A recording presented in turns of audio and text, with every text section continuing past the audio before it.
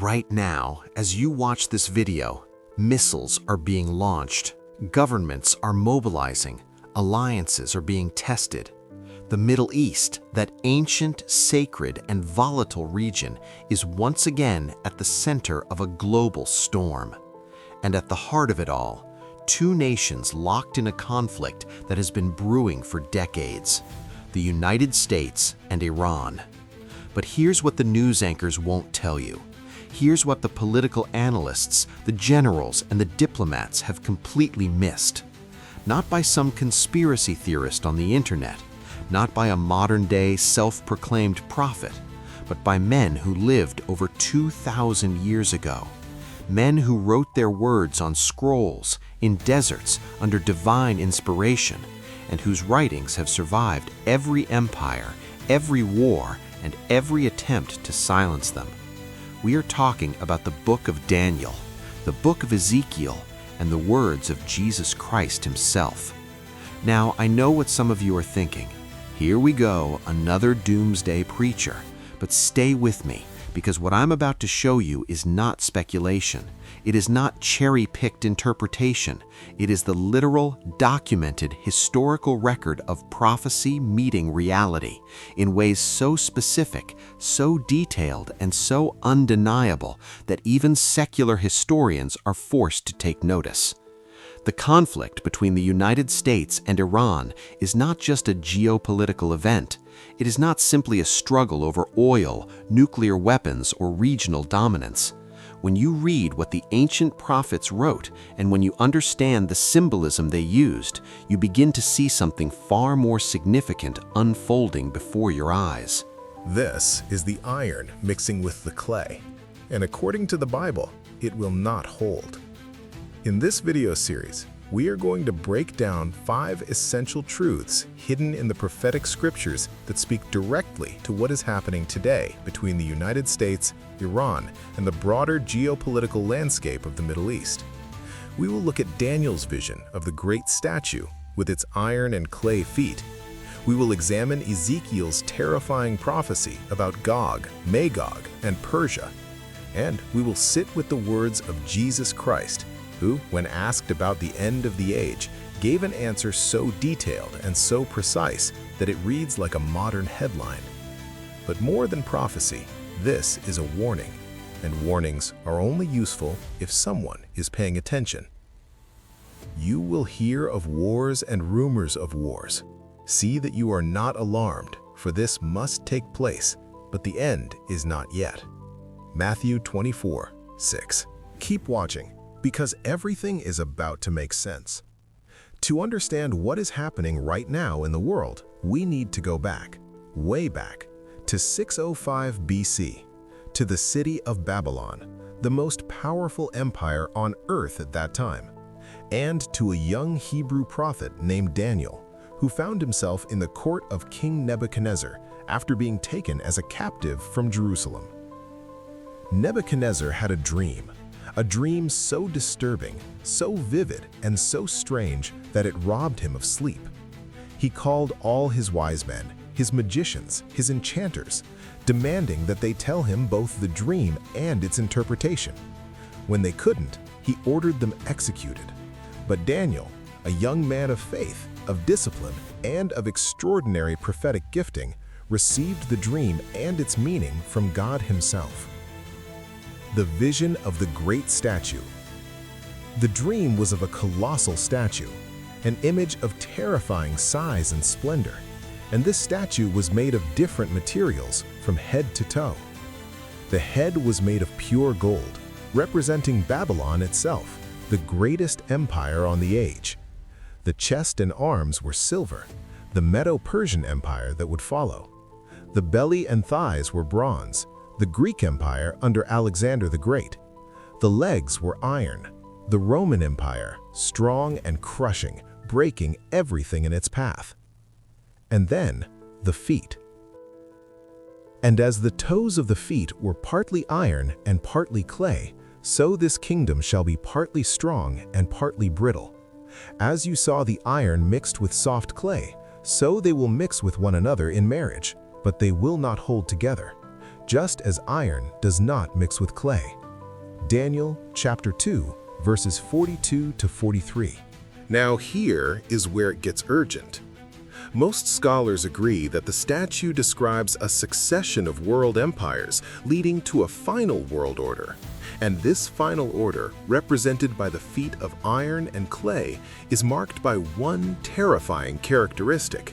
It is fundamentally, fatally divided. It appears strong. It has the iron of military power, economic dominance, and political authority. But mixed into it is clay, instability, fragility, incompatibility. Iron and clay in the modern world. Look at the United States today. It is the iron, the most powerful military force in human history, with a GDP that dwarfs every other nation, with carrier groups in every ocean, with alliances spanning every continent. And yet, look at what it is trying to do in the Middle East. It is trying to forge alliances with nations that have been enemies for centuries.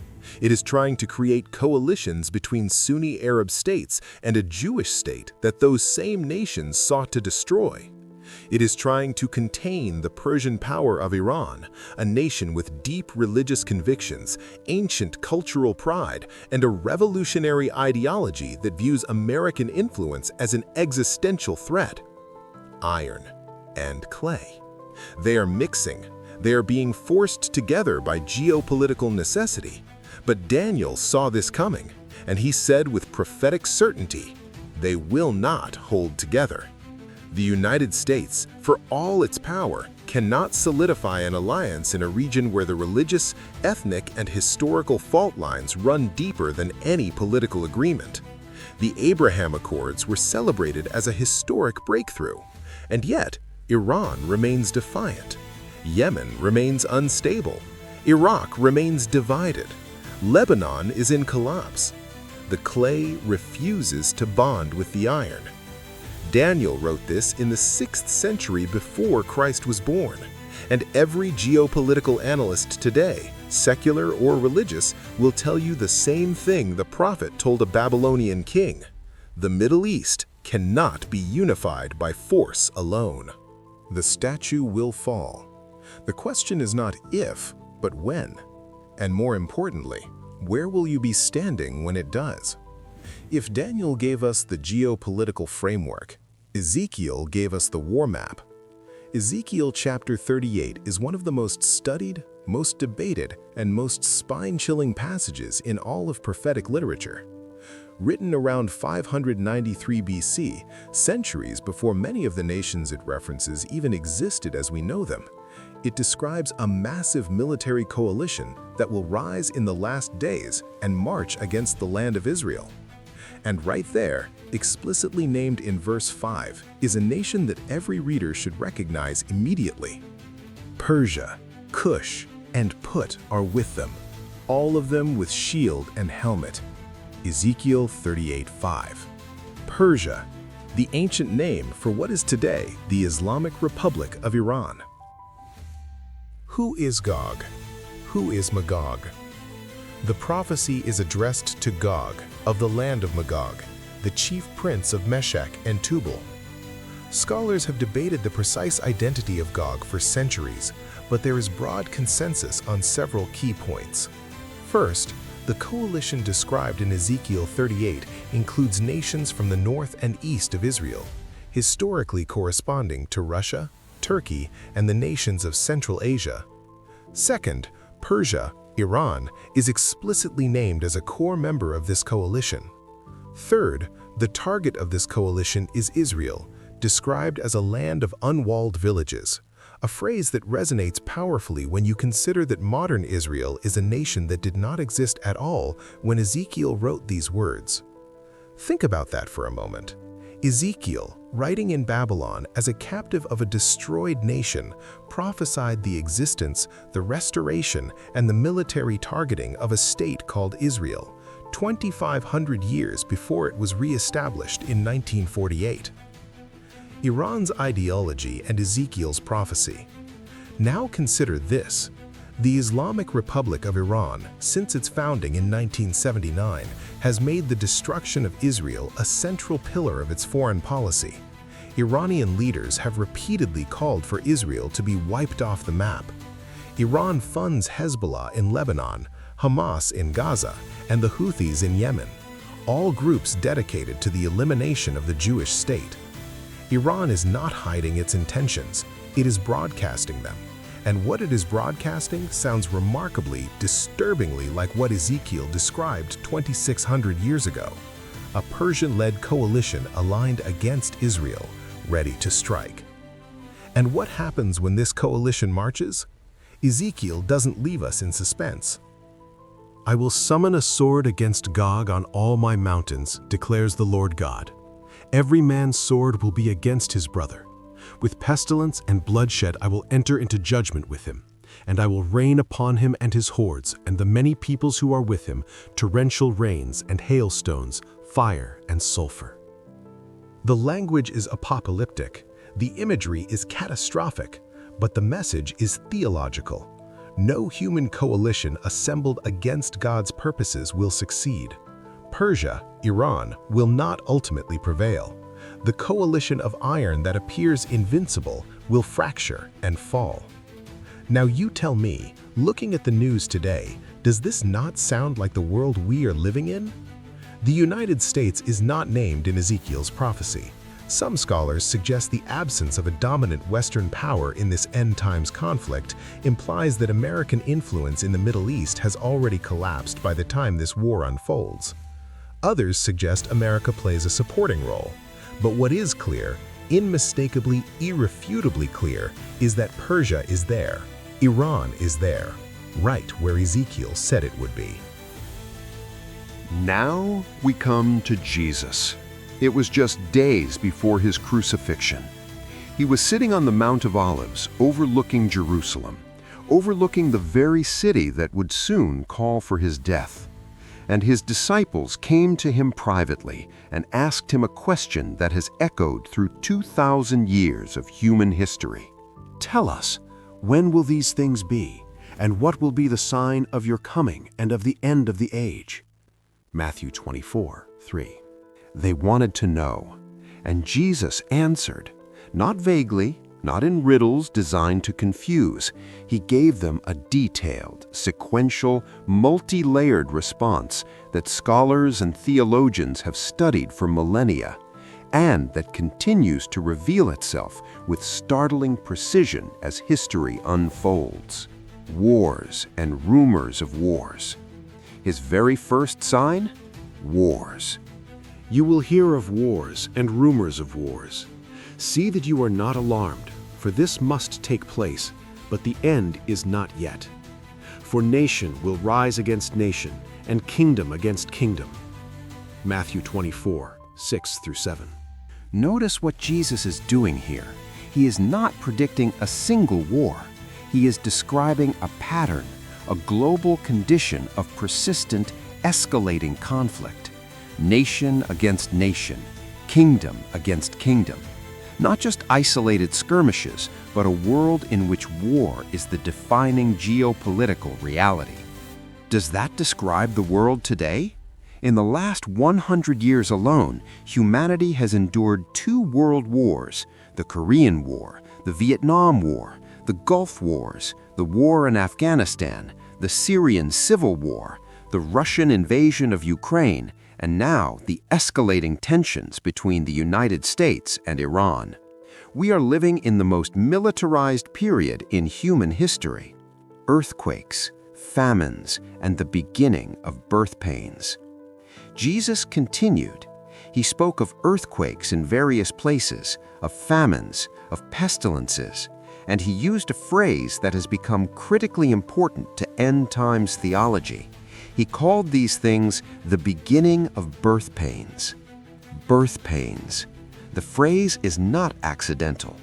Birth pains begin gradually, small, manageable, spaced apart, and then they accelerate. They become more frequent, more intense, more unbearable, until the moment of birth itself.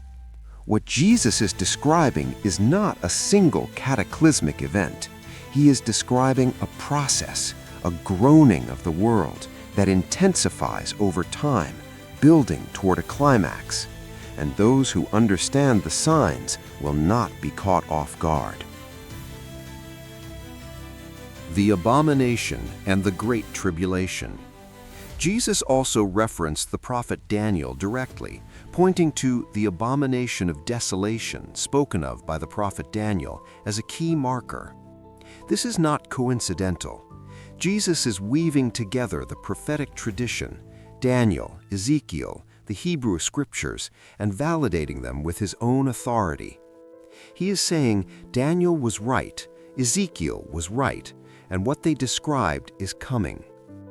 The U.S.-Iran conflict may not be the end. Jesus was explicit about that. The end is not yet. But it may be, according to the pattern he described, another birth pain, another tremor before the earthquake, another warning flare fired into the sky. Heaven and earth will pass away, but my words will not pass away. Matthew 24:35.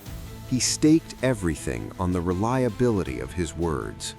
And history has not yet found a single prophecy of Jesus that has been proven false. That is not religion talking, that is the historical record.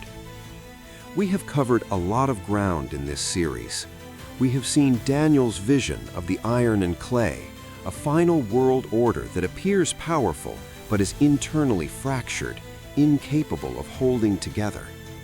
We have seen Ezekiel's prophecy that explicitly names Persia, Iran, as part of an end-times coalition aligned against Israel. And we have heard the words of Jesus Christ himself, who warned his followers that wars, conflicts, and geopolitical upheaval would be the birth pains of a world in labor. And now we arrive at the most important question, not a geopolitical question, not a theological question for the academic classroom, a personal question, a question that reaches into the deepest part of who you are. The question that cannot be avoided. Where will you stand when the iron and clay finally fall apart? Because here is the truth that all of this prophecy is pointing toward. History is not random. It is not a series of accidents, coincidences, and power plays by ambitious politicians. History is moving towards something. It has a direction, a trajectory, a destination. And that destination was mapped out thousands of years ago by prophets who had no political motive, no personal gain, and no reason to make any of this up. The United States and Iran are not simply two nations in a geopolitical dispute. They are actors on a stage whose script was written before either of them existed. And the stage manager, the one who has been guiding history toward this moment, is the God of the Bible. This is not about fear. It is about preparation. Jesus was explicit about this. When he described the signs of the end, he did not do so to create panic. He did not want his followers to be paralyzed by fear, to stockpile weapons, to retreat into despair. His words were, "See that you are not alarmed." His message was not terror, it was preparation. Daniel stood firm in Babylon, a pagan empire at the height of its power. He refused to bow to the statue. He refused to stop praying. He refused to compromise his identity as a servant of God. And he was vindicated. Ezekiel spoke truth to a nation in exile, people who had lost everything, who were surrounded by foreign gods and foreign powers. He told them that God had not forgotten them, that history had not spun out of control, that the future belonged to the God who had written it. And Jesus, facing his own death, looking at a world that would crucify him, still said, "My words will not pass away." That is the confidence of someone who knows how the story ends. The final invitation. You are watching this video at a specific moment in history, not by accident. The fact that you are here, engaging with these questions, wrestling with these prophecies, confronting these realities, is itself significant. The world is going to continue to shake. The US-Iran conflict is not going away. The Middle East is not going to stabilize on its own. The iron and the clay are going to keep mixing, and they are going to keep failing to hold. The only stable ground, the only foundation that every prophet, from Daniel to Ezekiel himself, pointed to, is not a political alliance. It is not a military superpower. It is not a United Nations resolution. It is the kingdom that Daniel described as a stone cut without human hands, a kingdom that will shatter the statue of human empire and fill the entire earth. The God of heaven will set up a kingdom that shall never be destroyed, nor shall the kingdom be left to another people. It shall break in pieces all these kingdoms and bring them to an end, and it shall stand forever. Daniel 2:44. This is the invitation, not to fear, not to despair, but to choose deliberately, consciously, urgently, on which foundation you are going to stand. Because the statue is falling, the feet of iron and clay are cracking, and everything that can be shaken will be shaken. The question is not whether you watched this video. The question is what you did after. Are you ready for what has already been written? Watch the full series, share this video, and choose your foundation.